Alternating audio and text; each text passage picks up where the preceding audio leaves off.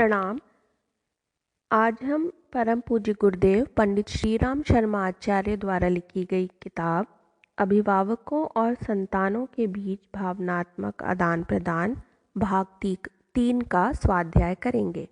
जिस प्रकार एक अच्छी वेशभूषा व्यक्तित्व को उभारती है, उसी प्रकार शिष्ट और मधुर बातचीत भी मनुष्य के सुशिक्षित और सभ्य होने की गुथक है। इसलिए बड़ों पर इस बात की विशेष जिम्मेदारी है कि उनकी बातचीत का ढंग शिष्ट, दोष रहित तथा सरल और सुबोध हो। ठीक शब्दों का प्रयोग करें। बच्चों से बातचीत करते समय बड़ों को ऐसे शब्दों का प्रयोग करना चाहिए जिनके अर्थ स्पष्ट हों। जैसे जब बच्चा कोई बाल सुलभ चपलता दिखाता है, उस समय भी उसे दुलार में शैतान कहना और अपराध करने पर भी उसे शैतान कहना ठीक नहीं है। बच्चे का नटखटपना और दुष्टता दोनों एक से कार्य नहीं है। बुरा, गंदा, मूर्ख, शैतान, नटखट, नालायक आदि शब्दों का ठीक अर्थ में ही प्रयोग करना चाहिए। जरा जरा सी बात पर निरर्थक धमकियां देना भी भूल है। कोई माताएं बात बात पर बच्चे को इस प्रकार धमकाती हैं, ठहर जा, आकर तेरा सिर फोड़ती हूँ, तेरी जान ना ले ली तो कहना, ठहर तेरा कचूमर निकालती हूँ, आज तुझे भूखों न मारा तो नाम नहीं, तू कहना नहीं सुनता, हम बस चले जाएंगे और तुझे यहीं पर बंद कर जाएंगे। इस प्रकार की निरर्थक धमकियों का बच्चों पर कुछ भी प्रभाव नहीं पड़ता। उल्टा वे डांट डपट को मामूली बात समझने लगते हैं और ढीठ तथा कर्कश बन जाते हैं। ढीठ न बनाएं। आप अपने बच्चों को एक नुमाइशी पुतला ना बनाएं। बहुत से माता पिता अपने बच्चों से बड़ों का मजाक उड़वाते हैं। अजी, अपने चाचा की नकल हमारा बच्चा खूब करता है, देखो तो हंसते हंसते लोटपोट हो जाओगे। हाँ बच्चा, जरा बता दे तेरे चाचा कैसे डांटते हैं चाची को। अब बच्चा प्रशंसा प्राप्त करने के लिए मजाकिया ढंग से चाचा चाची के झगड़े की नकल करता है। उस समय बड़े ये बात भूल जाते हैं कि हम स्वयं ही अपने बच्चों को ढीठ, अशिष्ट और आलोचक बना रहे हैं। बच्चों से इस प्रकार के प्रश्न ना करें। हाँ, तू वहाँ खड़ा था, क्या बातें हो रही थी, तूने क्या कहा, वहाँ कौन थे, फिर क्या हुआ। आपके ऐसे प्रश्न बच्चों को दूसरों की बातों में दखल देने की प्रेरणा देते हैं। बड़ों की बातचीत से बच्चा घुमा फिरा कर बातें करना, बहानेबाजी तथा सवाल जवाब करना सीखता है और बड़े भी अपनी स्वार्थ सिद्ध होता देख अपने बच्चों को इन बातों की प्रशंसा करते हैं। अरे, हमारा लड़का बड़ा होशियार है, वह तो बाल की खाल निकालता है, उसमें चकमा देना सरल नहीं है। देखना, हमारी बच्ची तो पूरी खबर लेकर आएगी। और सचमुच बच्ची माँ को प्रसन्न करने के लिए नमक मिर्च लगाकर इधर का उधर गढ़ती है। फलस्वरूप घरों में लड़ाइयाँ मच जाती हैं। अगर माँ ने अपनी बच्ची को अहित कर प्रशंसा न की होती तो वह चुगलखोरी कभी न करती। बच्चों की उपस्थिति में बड़े जो राय प्रकट करते हैं अथवा अपना स्वार्थ सिद्ध करने के लिए बच्चों को साधन बनाते हैं, उससे उनका बड़ा अहित होता है। जैसे, जा बेटा, यह चिट्ठी अमुक को दे आना, पर अकेले में देना, चुपके से मेरे लिए वहां से यह चीज उठा ले। आप सोचते होंगे कि यह बात बच्चे को भला क्या पता, परंतु बच्चे ये बात जरूर ताड़ जाते हैं कि बड़े कुछ अनुचित कार्य कर रहे हैं, पर उसे छिपाकर करने में कोई बुराई नहीं समझते। बच्चे जब प्रायः आपसे आपस में झूठ बोलते हैं, बहाने बनाते हैं तथा एक दूसरे को चकमा देते या झगड़ते दिखते हैं, तो आपकी बातचीत से परोक्ष रूप में उन्हें भी असामाजिक व्यवहार करने की प्रेरणा मिलती है। बड़ों की बेतुकी बातें। स्त्रियों में एक विशेष दोष है कि वे अपनी किसी सहेली से मिलने जाएंगी तो उसे प्रसन्न करने के लिए उसके बच्चे के विषय में अनावश्यक चर्चा करेंगी। अगर वह कोई शैतानी कर रहा है तो मुस्कुराकर कहेंगी, बड़ा शैतान है, बहुत नटखट है, इधर आ। तब बच्चा सोचेगा कि शैतानी करना अच्छी बात है, वह जानबूझकर कुछ न कुछ काम बिगाड़ेगा। किसी छोटे बच्चे से यह पूछना कि हम तुम्हारा खिलौना ले लें, तुम्हारे छोटे भैया को ले जाएं, तुम हमारे घर चलोगे, हमारे बेटे बनोगे आदि बातें बेतुकी सी हैं और नन्हे बच्चों पर इन प्रश्नों का अच्छा प्रभाव नहीं पड़ता। भला अपना प्यारा खिलौना या भाई मांगने वाला व्यक्ति उसे कैसे अच्छा लग सकता है। बच्चों के सामने संदेहात्मक विचार प्रकट न करें। बच्चे से बातचीत करते समय बिना पूरी जांच किए उसके विषय में संदेहात्मक विचार प्रकट करना ठीक नहीं है। मुझे विश्वास है कि तुमने अपने स्कूल का काम पूरा कभी न किया होगा। भला तू कभी पास हो सकता है? भला तुझसे अच्छे काम की आशा की जा सकती है? आपके इस प्रकार कहने से बच्चे का विश्वास हिल सकता है। बच्चे के विषय में अपनी ऐसी राय प्रकट करके आप उसके विश्वास को कुंठित करते हैं। मेरी मुन्नी शर्माती है। माँ के इस प्रकार राय प्रकट करने पर सचमुच मुन्नी शर्माने लगती है, क्योंकि बच्ची समझती है कि मेरी माता मुझसे ऐसे ही व्यवहार की आशा करती है और तब उसकी माँ लाड से उसे अपनी ओर खींच लेती है। इस प्रकार लड़की एक नुमाइशी ढंग से व्यवहार करना सीख जाती है। धीरे धीरे वह बनावटी ढंग उसका स्वभाव बन जाता है। कभी कभी बच्चे छोटे मुंह बड़ी बात कर बैठते हैं। उस समय माता पिता प्रशंसा की दृष्टि से कहते हैं कि लो सुनो इसकी बात, इसे छोटा न समझें, इसके तो पेट में दाढ़ी है। ऐसा उत्तर देता है कि तुम हमको न सूझे।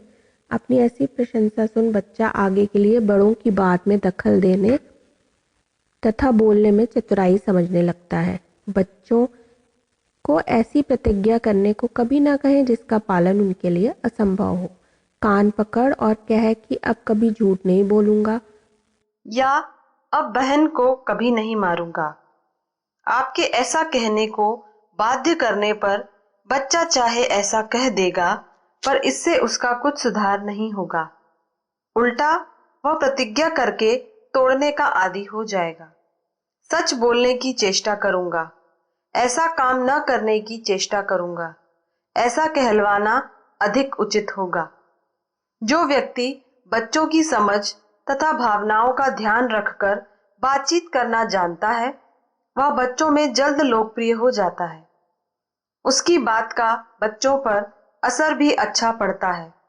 वे उसकी बात भी मानते हैं, वे उसकी बात भी सुनते हैं।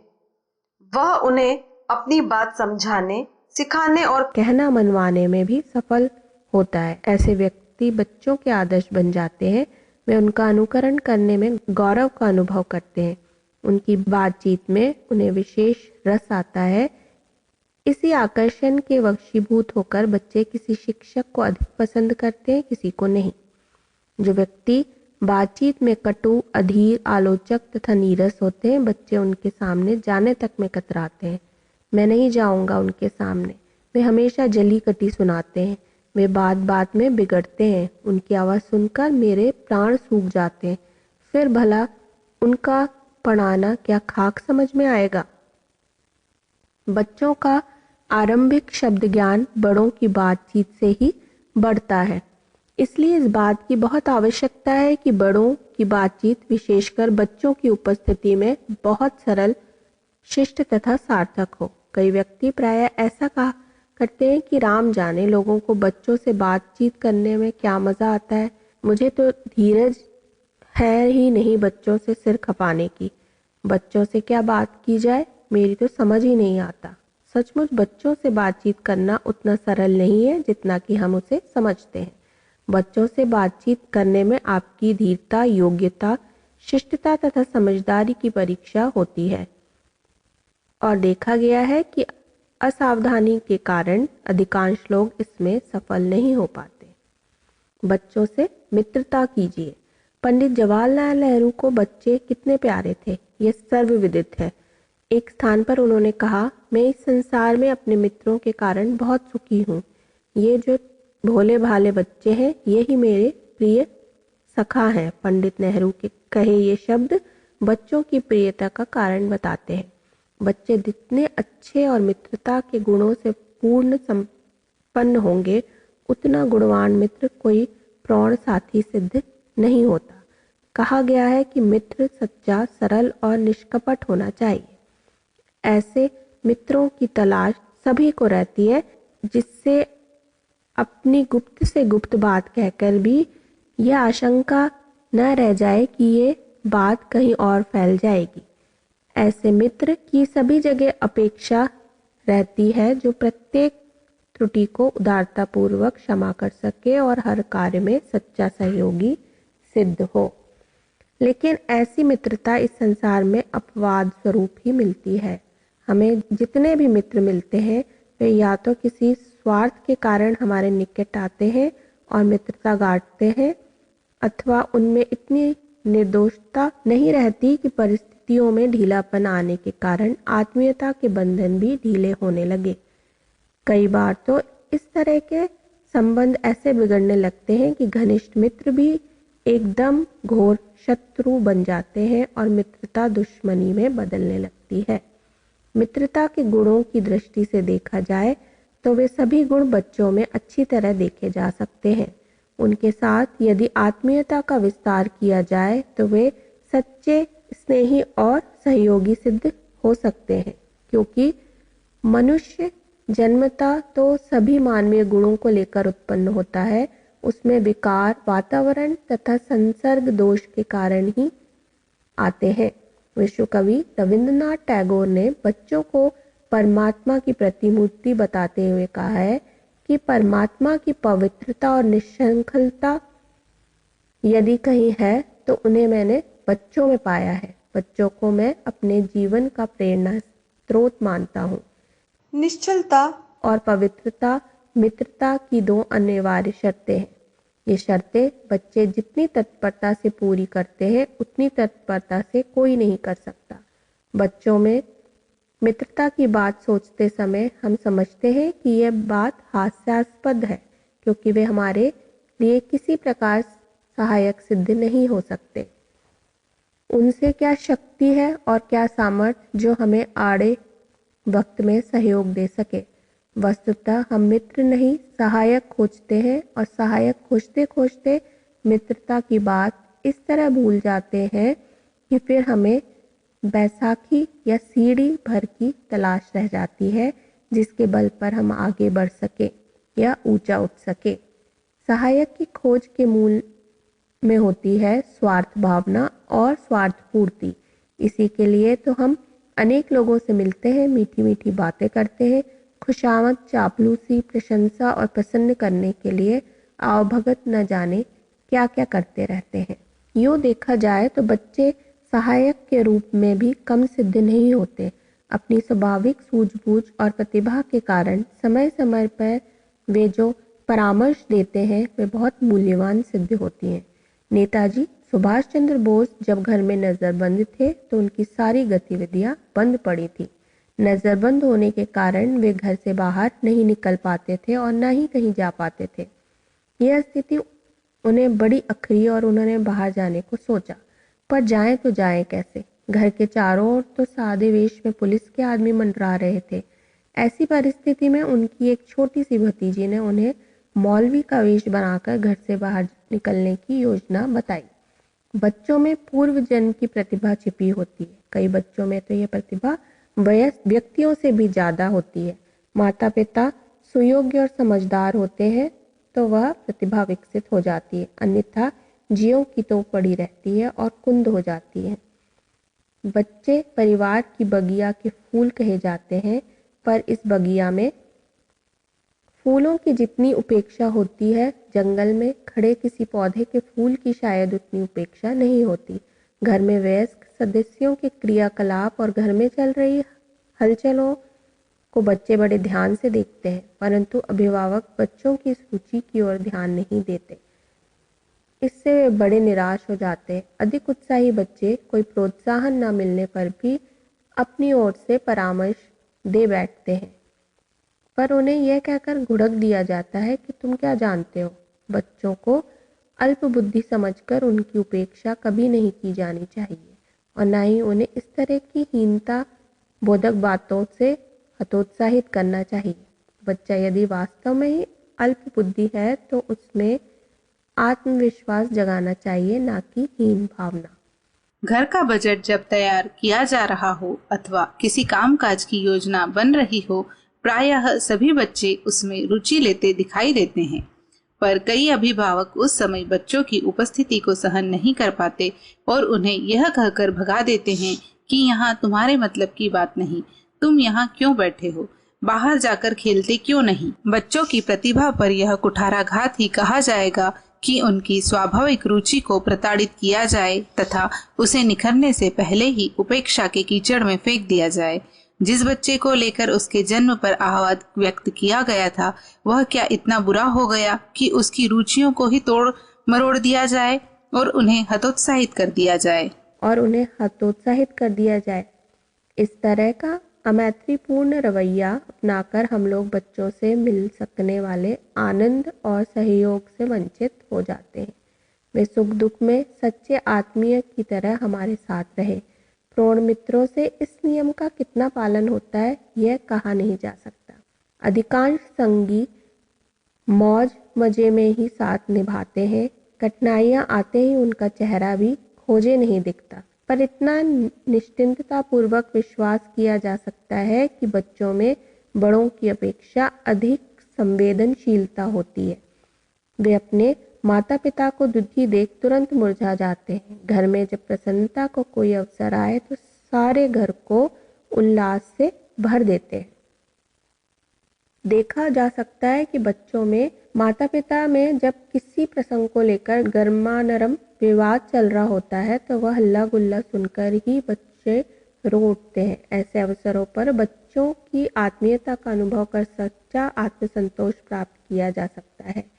दुख के समय बालकों के महत्व से दुख घटता है और सुख की घड़ियों में उनकी उपस्थिति से घर का सारा वातावरण उल्लासमय हो जाता है। साथ ही साथ किन्हीं अवसरों पर उन पर हल्का उत्तरदायित्व डाला जाए तो वे स्वाभाविक और आत्मीयता की भावना से भर उठते हैं। ऐसा व्यवहार रखने से बच्चों की मानसिक स्थिति में काफ़ी परिष्कार होता है और उनका उत्साह भी खुलता है। मित्र सच्चा, सरल और निष्कपट मित्र, ऐसे मित्र की तलाश संसार में किसे न होगी, जिससे अपनी प्रत्येक गुप्त से गुप्त बात प्रकट कर सके तो भी ऐसी आशंका न रहे कि ये बात कहीं अन्यत्र ना फैल जाए। जो इतना सरल हो कि अपनी प्रत्येक त्रुटि को उदारता पूर्वक क्षमा कर सके, जो हर कार्य में सच्चा सहयोगी सिद्ध हो सके, अभिन्न हृदय, अभिन्न आत्मा, ना कोई छल ना कोई कपट, ऐसा मित्र मिल जाए तो पूर्व जन्म का कोई पुण्य, कोई सुकृत ही समझना चाहिए। पर ऐसी मित्रता इस जगत में अपवाद ही हो सकती है। प्रायः मित्रता किसी लाभ या स्वार्थ की दृष्टि से कायम होती है और जब उन परिस्थितियों में ढीलापन आने लगता है तो आत्मीयता के बंधन भी समाप्त होने लगते हैं। अनेक बार ये संबंध इतने कटु हो जाते हैं कि जिगरी दोस्त भी जाने दुश्मन हो जाते हैं। मित्रता शत्रुता में बदल जाती है। हमारी दृष्टि में अपने बच्चों की मित्रता अधिक निश्चित उपयोगी हो सकती है। मित्र में जो गुण होने चाहिए वे बच्चों में मौलिक रूप में देखे जा सकते हैं। बच्चों के साथ आत्मीयता का विस्तार किया जाए तो वे सबसे प्रिय संगी, स्नेही और सहयोगी सिद्ध हो सकते हैं। विश्व कवि रविंद्रनाथ टैगोर कहा करते थे, परमात्मा की पवित्रता और निश्चलता यदि कहीं है तो उन्हें मैंने बच्चों में पाया है। बालकों को मैं अपने जीवन की प्रेरणा स्रोत मानता हूँ। पंडित जवाहरलाल नेहरू जी की बालकों के साथ घनिष्ठता विश्वविख्यात है। उन्होंने एक बार कहा था, मैं इस संसार में अपने मित्रों के कारण बहुत सुखी हूँ। ये जो भोले भाले बच्चे हैं यही हमारे प्रिय सखा हैं।